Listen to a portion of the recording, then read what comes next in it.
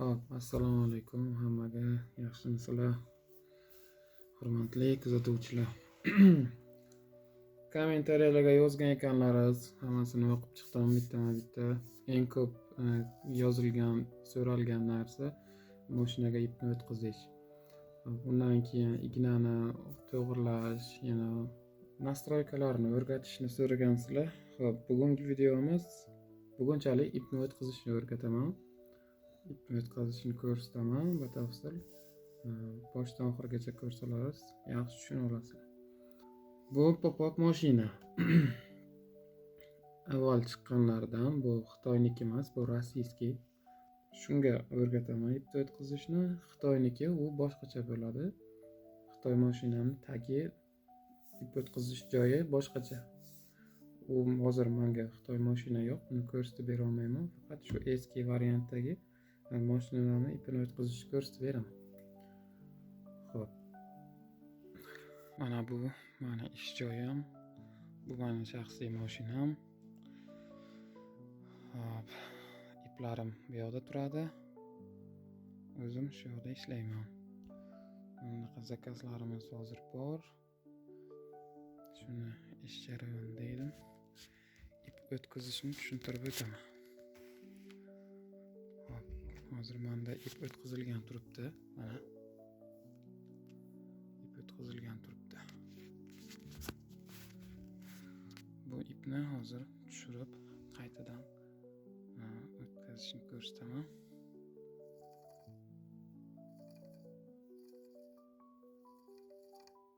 Birinchi o'rinda ipni uchini ushlaysizlar. Ipni uchi. Ip pastda turadi. Mashinani to'g'risida mana bu katushka deymiz. Shuni to'g'risida turishi kerak ip. Ipni uchini ushlaysizlar. Orqa tarafdan katushkaga bitta tashadik. Bu tashalgani hisoblanmaydi. Ana endi 1 hisoblandi. O'raman. 1 marta, 2 marta, 3 marta, 4 marta o'raymiz. Agar ipni bitta o'zini qo'ysalaringiz 4 marta o'rashlaringiz shart. Kamida. Yana tikishiga qarab, agar tashab bo'sh tiksa 5 ta, 6 ta o'raysizlar. Mana bu yerda simchasi bor. Simchasiga shuni orqa tarafdan oldinga tortib o'tkazib olasizlar.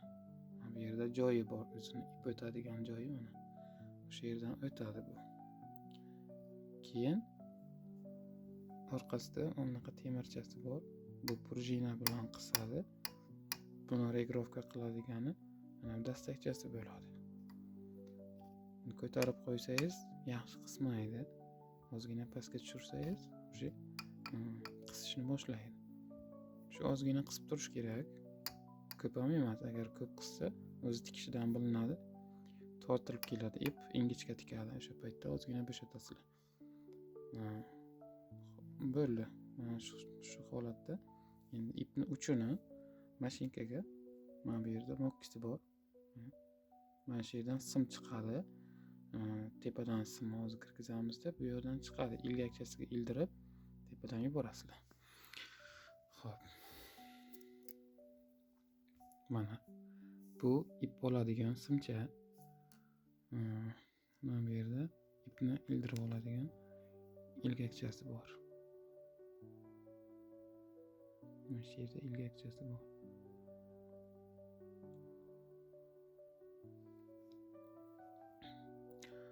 Keyin mashinani birinchi lapkasini tushiramiz. Lapkasini tushirdik. Keyin mana shu yerda mokkini teshikchasi ko'rinadi. Dastani aylantirgan payt oldin tarafga teshikchasi keladi. Ip o'tkazadigan teshikchasi bo'ladi. Bu yerdan ko'rinishi qiyin. Mana ko'rindi. Aylantirgan vaqtingizda o'sha oldingizga keladi kichkina teshikcha. O'shandan simni o'tkazamiz. Mana shu yerdan simni o'tkazamiz.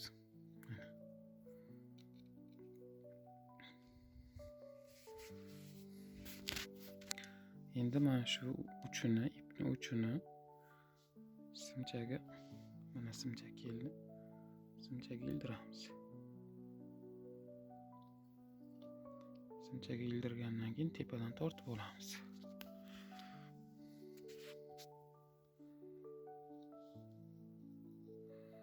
Hozir bir qo'limda telefon uchun bitta qo'lim bilan tortyapman.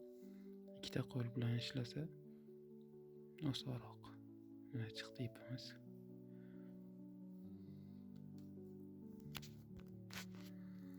Xo'sh, yuqoriga chiqarib oldik ipni. Xo'p, endi yana bitta qiladigan ishimiz lapkani ko'taramiz. Lapkani ko'taramiz. Mana bu yerda dastachasi bor. Shuni ko'tarsak, lapka ko'tariladi. Xo'sh, shuni nima qilsak bilan simchasi bilan lapkani tagidan ipni o'tkazib olamiz. Mana. Endi materialni bemalol qo'ysangiz bo'ladi. Bu lapkani tagiga o'tdi ip. Bu hali ip mana chetidan chiqib turibdi. Hali ignaga o'tkazilmagan.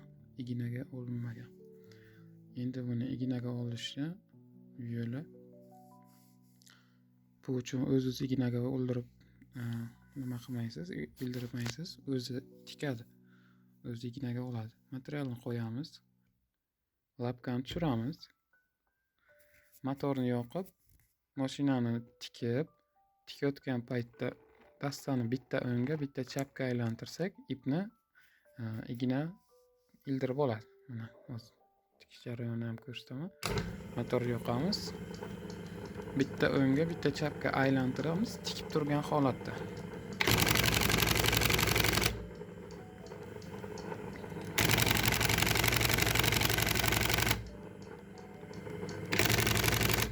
Mana mashinamiz tikdi. Endi qarang. Mana shunaqa bo'ladi. Materialni birinchi ipni olgan vaqtingizda faqatgina shunaqa bo'ladi. Materialni o'sha orqasidagi qoldiq ipi mana shunaqa g'ijim qiladi orqasini.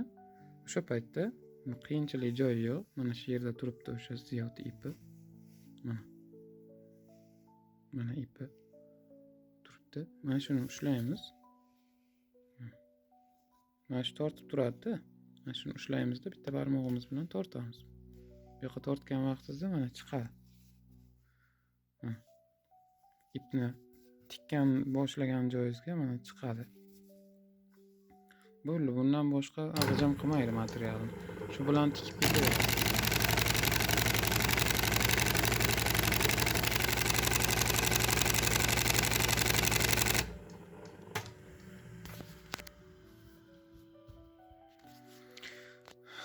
Mana ipni o'tkazishni tushundingizlar.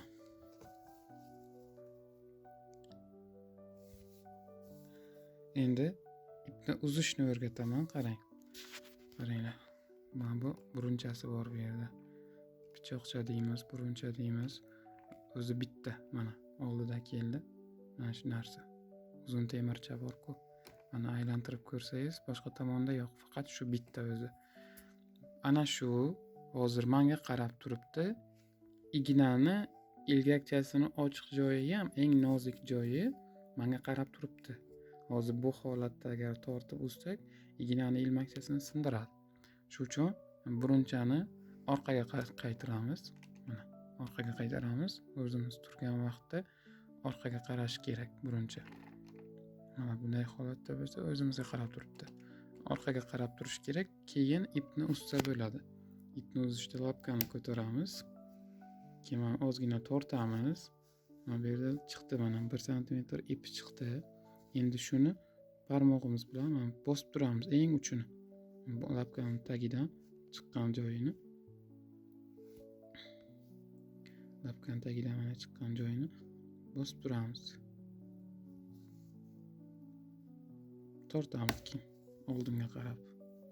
Tortdik, mana pichoqcha orqaga qarab turibdi. O'zi ipni uzib beradi. Ipni uzib bergandan keyin mana bu tortilib turgan ipni ushlaysiz. Ushlab, bu yo'g'ini materialni olasizda. Endi bu yog'ini sekin qo'yaverasiz. Sekin qo'yavergan paytda mashinani tagiga ip tushib ketmaydi. Sekin qo'yib berishimizning sababi mana bu yerda simchasi bor. O'sha simchasi bu ipni bo'sh bo'lsa pastga tortadi, agar tortilsa o'zi tepaga yuqoriga keladi. Shu uchun buni tepadagi ipni sekin qo'yib berishimiz kerak. Agar sekin qo'yib bermasak, bu birdaniga tortadi-da, ipni pastga tushirib yuboradi. Endi mana ikkinchi marta ham tikib ko'rsataman. Materialni endi ikkinchi martaga g'ijim qilmaydi. Mana o'zlaringiz ko'rsalaringiz, ip endi o'rtadagi teshikdan chiqib turibdi. O'rtadagi teshikdan o'zi shundoq ham chiqib turibdi. Ikkinchi martaga unaqa nima qilmaydi. Materialni g'ijim qilmaydi. Lopkani tushiramiz, mashinani yoqamiz. Yana o'ngga chapga qilib tikib ketamiz.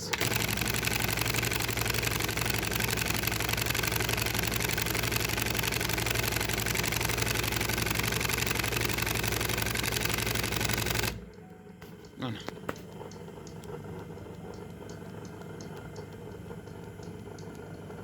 Materialni g'ijim qilmadi. Mana bu yerda ziyod ipi o'zi bu yoqda turibdi.